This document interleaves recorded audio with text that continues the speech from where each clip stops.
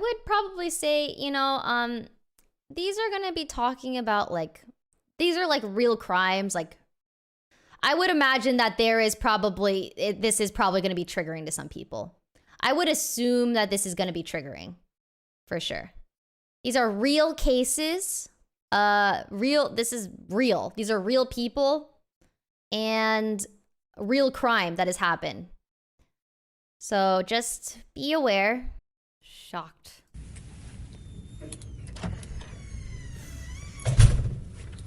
Okay, here we go. Am I under arrest? For now.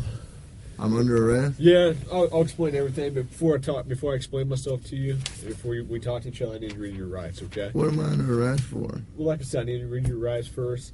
Obviously, the charge is robbery, okay? Yeah, I'll explain everything. I'm under arrest for robbery? You are, but let me read your rights real quick, okay? And then I'll explain it all to you. Is that okay? You let me do that real fast? All right, Jeff. Can you read with me? Just read in your head, okay? Before we ask you any questions, you must understand what your rights are. You have the right to remain silent. Anything you say can will be used against you in the court of law. Does that make sense? You've probably heard these before, haven't you?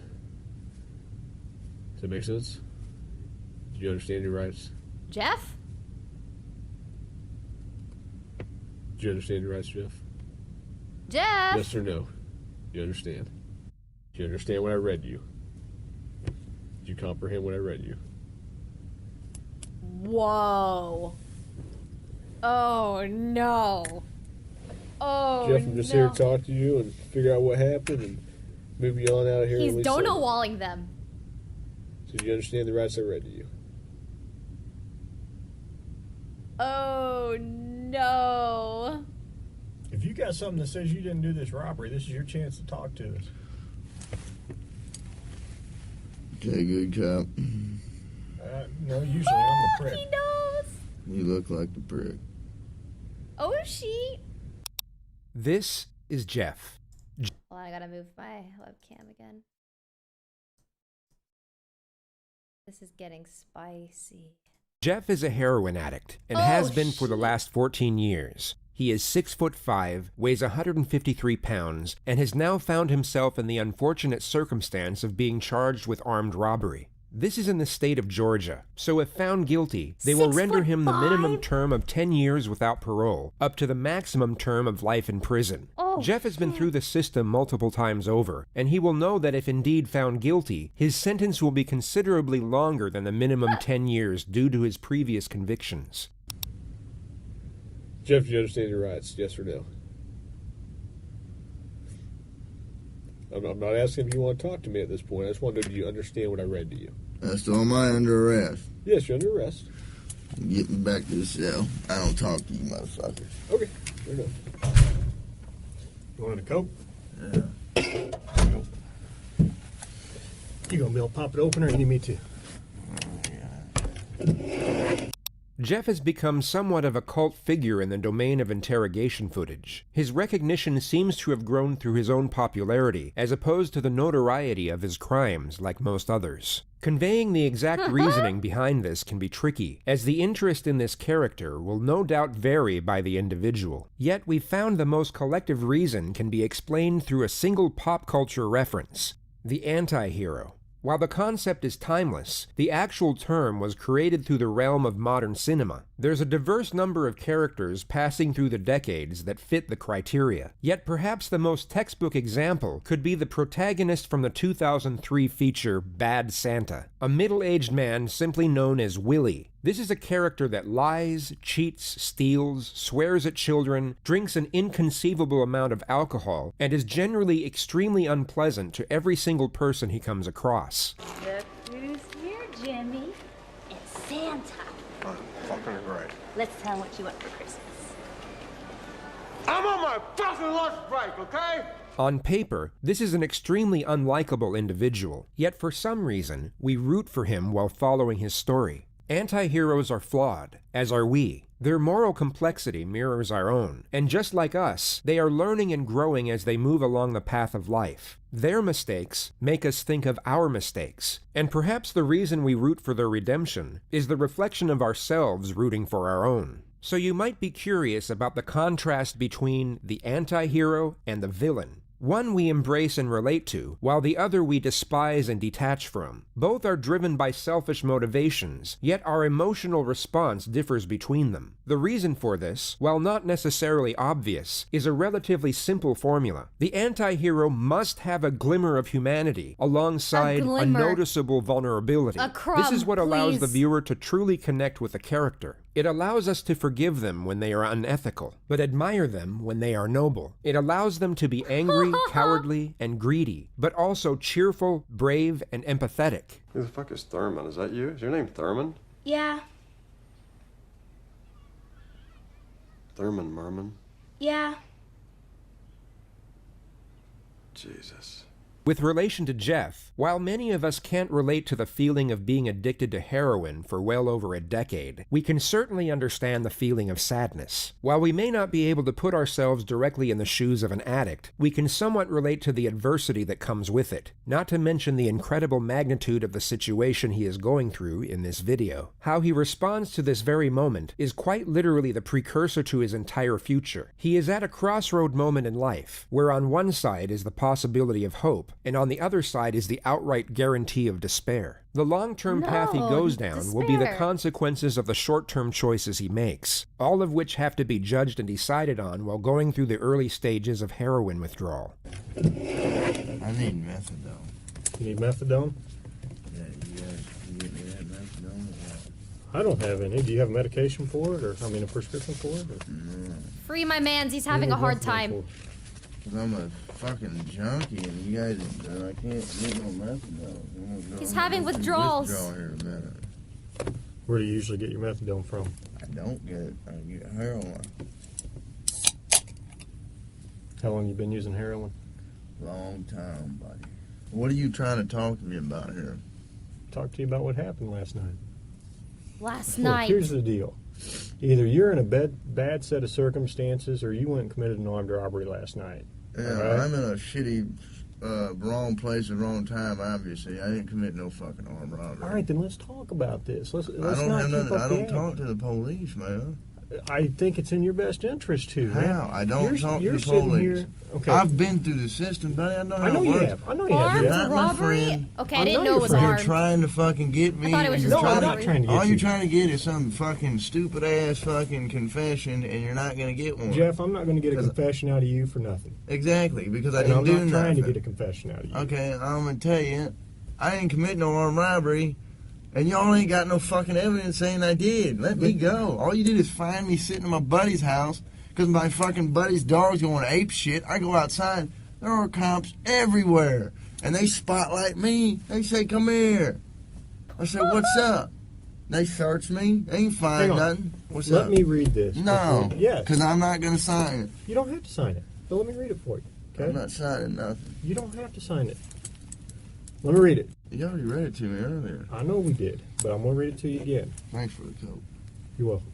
Before we ask any questions, you must understand what your rights are. Oh. And here we have our glimmer of humanity. Jeff extends his gratitude in recognition of the small favor the detective has done for him. There is no return benefit for Jeff giving thanks to his adversary, meaning there is an element of selflessness and grace in the act. There may be considerable emphasis on the glimmer of humanity here, but all we need is a glimmer to know that it's at Standards are least so in there. low.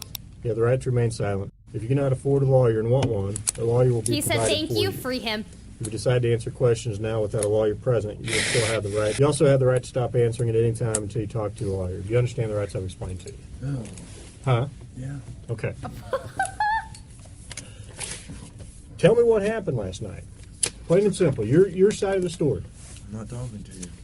I'm a lawyer. All right. This is I what I told don't you this understand. was- I told you I this know, was but gonna this is happen. what I don't understand, Well- Jeff. You were sitting there talking just like you were ready to sit here and tell me what happened last night, and then all of a sudden I read that to you, and you screw it, I ain't talking to you. I want a lawyer. I don't understand that. What changed just in the... Because I told you what, I already told you what happened. You didn't. How didn't I?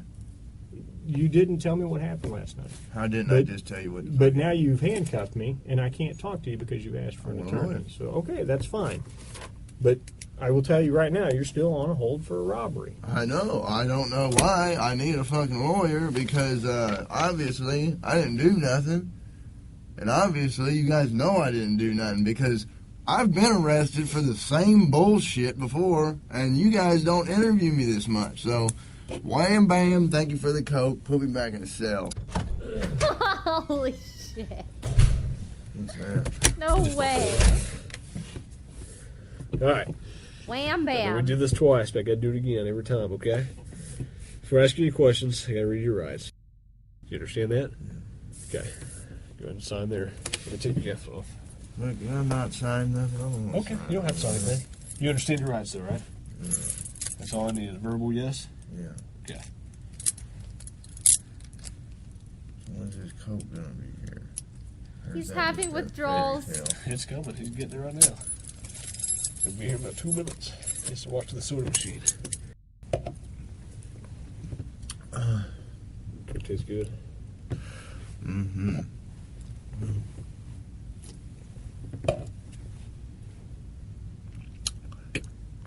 Ugh.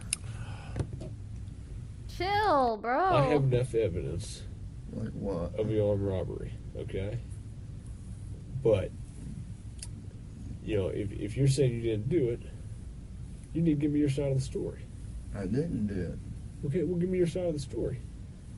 You got, convince me. Because I got a lot of evidence. I got a lot of physical evidence. Well, like what? Name the physical. Well, I don't need to. Why should I tell you Name that? 2. I mean, you haven't been anything. You haven't been helpful to me at all. You don't, because I don't believe that you got any evidence. There's only a couple pieces of evidence I'm missing. Name them. What's that? Name Well, why do I need to do that? them. You haven't helped me out at all. You give me a little bit, I give you a little bit. We go back and forth. I give you one of my pieces of evidence, and I give me a little something. No, anything I say here can and will be used against me. Sure, but anything you say here, I can also tell your parole officer that you helped me out. That doesn't mean dick. There's no way. I didn't do it. There's no way. How drunk were you? Were you drunk? No, I was pretty sober. So you're in your right mind. You remember everything about the night, right? So you couldn't have done something not remembered. You couldn't have gone and robbed the place and not remembered? Fuck, no. Okay, so you would remember if you robbed the place. So I'm willing to go to the prosecutor, I'm willing to go to your parole officer and say, this guy's a good guy, he helped me out. He didn't do anything. I know you don't want to go back to jail, right? Back to prison. Well, fuck. It looks like I am if and you're going to charge me with some bogus shit. You guys don't, I mean, what do you got, really? That I was at a buddy's house and I happened to come outside because you guys were fucking swarming the area and they Which door did you come out of? I came out of the front door. You know what? I'm not saying myself, man. I'm done, man. Fuck this. The only reason I came up here is to get a fucking Coke. Okay. Oh, no. I can't finish it? You can finish it. Make it quick. I got things to do. Butterfinger, you promise. I didn't promise you that. I said we'd see what happens. All right? Like I said, He's you haven't helped me out hungry. at all. Why should I help you out? I got you a soda. That's good enough. Feed him. Jeff was released from custody just under 12 hours later, and that takes us to the final and perhaps the most important component of an anti-hero, the conclusion, which unfortunately in this particular case is unknown. The final outcome of this story will vary depending on the source, some with a happy ending, others a cautionary tale. One legend has it that Jeff got clean soon after his release and now works in the corporate marketing team for Coca-Cola, while another states that he was picked up the day after for the same charge and is now facing down a 15-year sentence in Georgia State Prison. If we go by the Hollywood formula, an anti-hero's actions throughout the course of their life are so drastic and single-minded that they only ever lead to salvation or destruction, and their final decision is always dictated by what they have learned and how they have changed throughout the course of the story. The paradox here is that we don't even need the theme of imprisonment to mold the outcome of this particular story, as the theme of addiction is more than enough. Whether he goes to prison or not, Jeff will either manage to get clean and rebuild his life, or he won't. He is headed for salvation or destruction no matter what, and that single concept can perhaps define Jeff as an anti-hero. His outcome is a mystery, but either way it goes, it most certainly conforms to the anti-hero's ending. Wow. Santa! Yeah. You're bringing my present early? No. But I never told you what I wanted. I said I didn't bring it, dipshit. Okay, good. Am I gonna get copies for this? Okay, whatever, dude. Honestly, they didn't have any evidence for him robbing? Wowie.